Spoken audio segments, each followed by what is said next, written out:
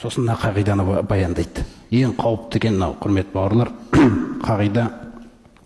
Құл, айт оларға, ей пайғамбар, мән кәна фид доләлә, кім адасуды таңдап алса, сөйтіп сол адасу жолында жүрсе, яғни адасу дегенде Құрансыз ғой, болды. Құрансыз ақ өмір сүремін мен, керегі жоқ бұның ішіндегі нәрселер деп. Кім солай таңдап алса өзіне, енді мынаны қараңыз.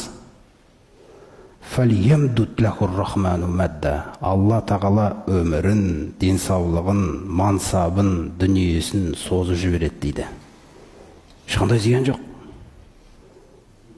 Ешқандай зиян жоқ. Сөйтіп бірте-бірте өтірік екен ғой, Құран, Алланың азабы деген нәрселер. Бос нәрсе екен ғой бәрі. Ақшамен шешіледі екен ғой түгел нәрсе. Сөйтіп созып жібереміз дейді. Алданып келе тұр ғой, бітті. Алданды болды. Сөйтіп жаңа алып келетті, хатта я'тия вa'дуллах. Міне қараңыздар. Сөйтіп Алла тағаланың уәдесі келгенге дейін осы күйде болады дейді. Хатта иза рау ма юғадуна. Сөйтіп өздеріне, егер кәпір болсаң, ақырың мынандай болады деген қағиданы көзімен көргенге дейін осы алданумен болады дейді өмірде. Міне, алданып кетеді. Сонымен жаңағыны көрген кезде фасаяғламуна, сол күні бірақ біледі дейді олар. Сол күні бірақ біледі, бірақ түсінеді.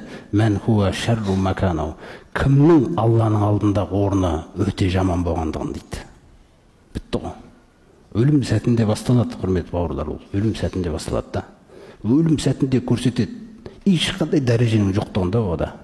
Түкке татымайтын нәрсе екендігін. Ол құр дене, семірген дене екен ғой жердің бетінде болды. Міне, құнсыз нәрсе де оның барлығы. Алла тағала баяндайды, кейбір адамдар ойлайды дейді.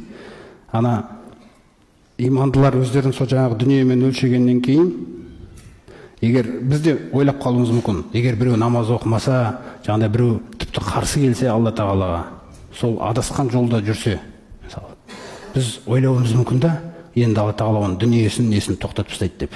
Ондай емес екен Алла тағаланың қағидасында. Атап айтады, куллан нумидду хаулай ва хаулай. Бойұсынғандарға да созам дейді, берем дейді дүниені. Бойұсынбағандарға да берем дейді. Мал арқылы, мансап арқылы мүмкін емес екен. Алланың ашуы бар ма, жоқ па білуге. Қараңыздар, Алла разы ма, разы емес па білуге. Мүлде стандарт емес екен ол. Бойұсыну ғана стандарт. Көрдіңіз ғой. Әйтпесе дүниені мен атой роббика, ей пайғамбар, Аллах тағаланың бұл дүниеде беретіні дейді. Бұл дүниеде беретінен. Біз мыналарға да береміз дейді. Жаңа мұсылмандарға, аналарға да береміз дейді, кәпірлерге. Біз бере береміз дейді оны. Неге беріле береді ол? Неге аналарға намаз оқымағандаса да беріліп жатыр?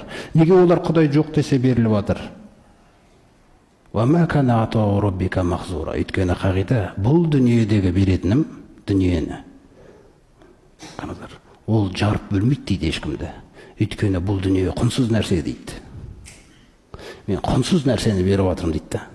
Тек мұсылман оны қолына алып, адал қылып айналдырып, құнды қылады. Көрдіңіз бе? Адал қылып құнды қылады. Садақа беріп құнды қылады оны. Альхамдулиллахны айтып құнды қылып жібересің оны. Басқаша мүмкін емес оған құн беруге де. Осылай біз бере береміз дейді. Валақад стухзия бирусулин мин қаблика. Сенен бұрында, ей пайғамбар, қаншалаған елшілер жіберілген кезде қауымы сол елшіні мазақ қылған дейді. Мазақтап, жынды деген сөз айтқан, көріпкел деген сөз айтқан, бақсы деген сөз айтқан, неше түрлі жаңа мазақ сөздерді айтқан. Білесің бе не істедім дейді сол кезде, елшілерді мазақтап жүрген кезде. Мен оларды шап берген жоқпын дейді Алла тағала. Мен оларға сосып қойдым дейді жағдайды. Мансабын, дәулетін, тіпті әскер жинап әкелетіндей жағдайға дейін әкелдім дейді оларды. Қараңыздар. Созып, сумма ахостухум, сосын шап бердім дейді бірден. Күтпеген жерлерінен де. Факайфа кана иқаби, міне менің жазалауым қандай дейді. Созып жіберем да, әбден ұмытқан кезінде шап берем, бұл пайдасыз өмір кетті да. Міне. Сондықтан байлық деген нәрсе беріліп жатқан кезде де, мансап деген нәрсе берілген кезде де байқау керекті. Сол өзіңіз білесіз, біреуімізге мысалы кабинет берсе, бір жерге барып отырдық осындай кабинетке. ана жерде есік тұр. Сөйтіп адамды сынайды Алла тағала енді.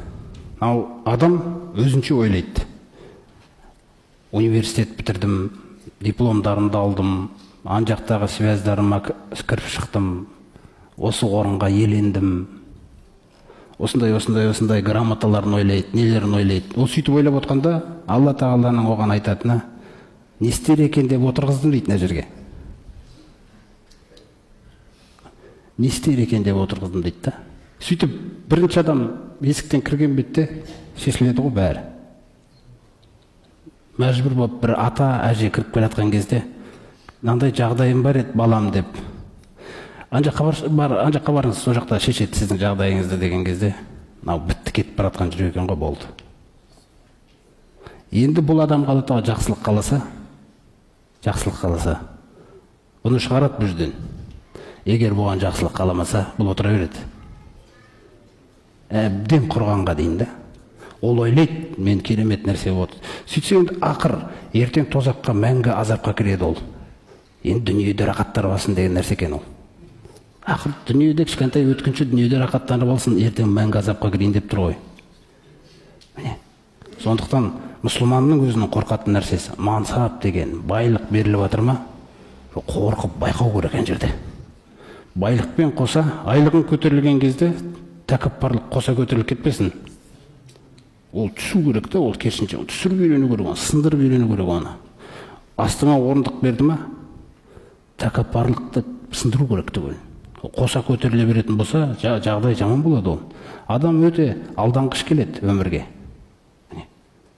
Алла тағаланы еске алмайтын болсақ, жаңағыдай осындай бір жағдайларға душар болып қалуымыз мүмкін да.